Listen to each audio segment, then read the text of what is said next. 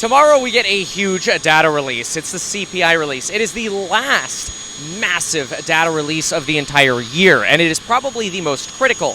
In this video, we're going to talk about MasterCard's inflation expectations. We're going to talk about JP Morgan's breakdown of how much stocks may actually move tomorrow, and we'll share a new piece from WikiLeaks along with all my thoughts on it. Hey everyone, Meet Kevin here. Due to my ringing of the bell at the New York Stock Exchange and us not having been able to respond to as many emails as we should have, yes, we are extending the PP coupon code for 2 days, only 2 days, December 14th, 11:59 p.m. The PP coupon code will expire for the programs on building your wealth, trading, real estate investing, property management, the YouTube course, the real estate agent course, and of course, the Elite Hustlers course. Check those out via the links down below. With the coupon code, it's not as expensive as you might think, and it gives you lifetime access. So, in this video, we'll also be revealing my personal thoughts about the CPI data release and what number we might expect to see tomorrow. First, MasterCard suggests that based on data they're seeing, inflation has peaked and likely will continue to trend straight down.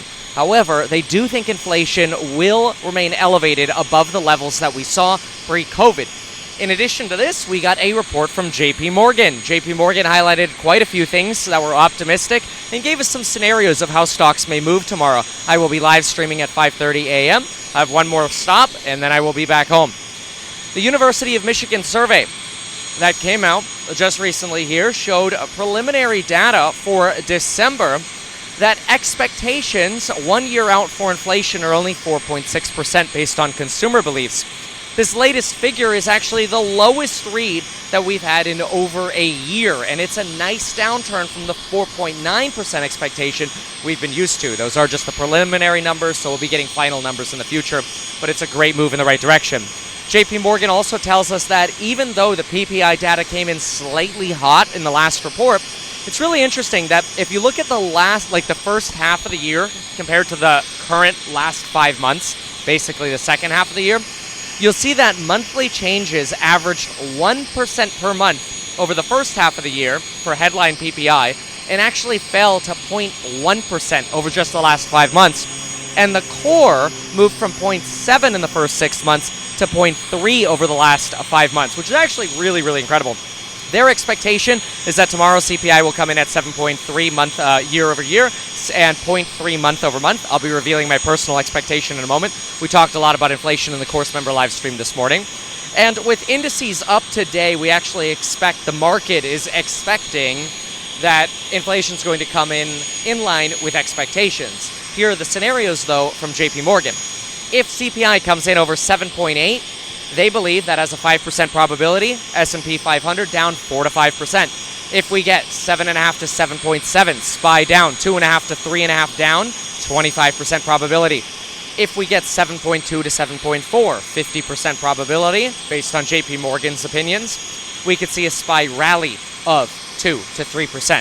A 6.9% inflation read, which is the lowest potential with just a 5% probability, could mark the end of the bear market, says JP Morgan. Goldman Sachs agrees with this. JP Morgan thinks we could see an 8 to 10% rally if we get a 6.9% print instantly. Goldman thinks we could see a 7% plus rally. If we get 7 to 7.2, probably more like a 4 to 5% rally. But if we get anything under 7%, JP Morgan's basically calling for an end to the bear market, which is really quite incredible. Now, I'll go through my estimates in just a moment. The street is also expecting 7.3 and 0.3, but WikiLeaks gave us a little bit more clarity on the Fed today. I love WikiLeaks. This is Nick from the Wall Street Journal. He basically gets texted from the folks over at the Federal Reserve, and we get some opinions. And some of the changes that I wanted to highlight, which we want to pay attention to in the FOMC meeting in a couple days, they say that the easy lifting is done. 75 basis points, getting to the restrictive territory, that's the easy part. The hard part now is not repeating the mistakes of the 1970s. This is where inflation became entrenched as the Federal Reserve tried to repeatedly raise rates, then lowered rates, then raised rates, then lowered rates. And that actually led inflation expectations to become anchored, which was really bad. It ended up leading to a pretty bloody Paul Volcker recession. However, Neil Kashkari had something really interesting to say about this. Kashkari, by the way, is somebody who's been a dove, but he has now flip-flopped to being one of those with the highest expectation for the Fed's terminal rate, which means he's actually one of the more hawkish individuals now.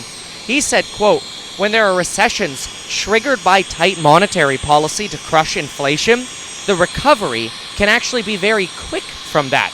Now that's really interesting because it stands in contrast to what I've been suggesting, that I don't think we're going to see a V-shaped recovery. I think we had a V-shaped recovery in the pandemic, but I think we're going to have more of an anchor dragging along the bottom floor of the ocean recovery. That's not so ideal. Pat Harker from the Philadelphia Fed suggests, look, if we pause, we could always hike again.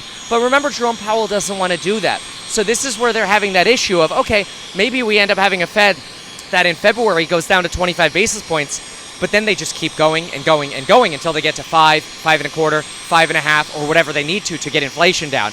And so that's going to be what markets care about most. We're not even close to that Fed U-turn yet. The only way we get close to a Fed U-turn and rates actually start plummeting is if inflation plummets. And there is a possibility of that. Not only are we seeing housing inflation turn, but wage inflation has taken a turn, though it's been a little stubborn. So we're waiting for more data on that. And we think by February, by the spring, we should have some more insight on are we going to get that or not. And that's obviously why cash has been probably the best investment lately. It certainly hasn't been Tesla. Thanks, Elon Musk. An economist over at UBS, who actually used to work for the Federal Reserve doing wage predictions, predicts that inflation will actually plummet.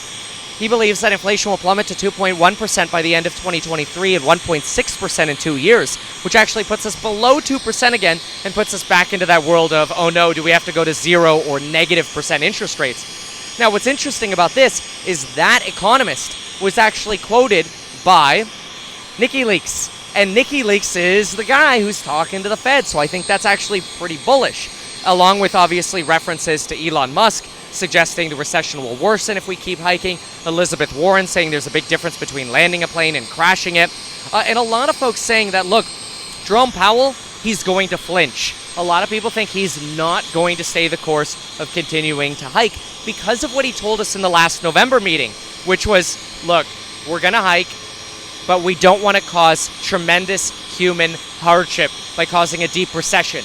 That's actually a flip-flop from what he previously said, where he said, hey, look, if we over-tighten, we can always print money again. But I think they realize, no, that's probably not a great idea. And maybe that's Jerome Powell now. But anyway, okay, look, my thoughts. There are two. Number one, you probably have the buying opportunity of a lifetime with how much uncertainty there is in the market right now. Or just wait for the U-turn and stay in cash. Or a mix of both. Probably logical. Most important thing, stay out of debt and minimize your expenses. Don't do what Kevin does right now. But anyway, don't worry about that part. Worry about yourself. So, in the meantime, another thing, my prediction. So I actually think, don't hold me to it, okay? But if I'm right, I rock. If I'm wrong, I didn't say this, okay? I think we're going to get, the expectation is 7.3 and 0.3. I actually think we're going to get 7.4 and 0.4. That's going to be the same month-over-month read as we had last month. I don't think we had enough energy deflation on the month-over-month to get a 0.3. And I think 7.4 is actually still a nice trend to the downside, so we're still moving in the right direction. Look, bottom line, though, from the WikiLeaks article, in my opinion, this really hints at the idea of slowing down to 25. We're going to stay there, wait for the data for a while. It's way too soon to expect any kind of huge Fed U-turn. And folks, good luck tomorrow. I'll see you at 5:30 a.m.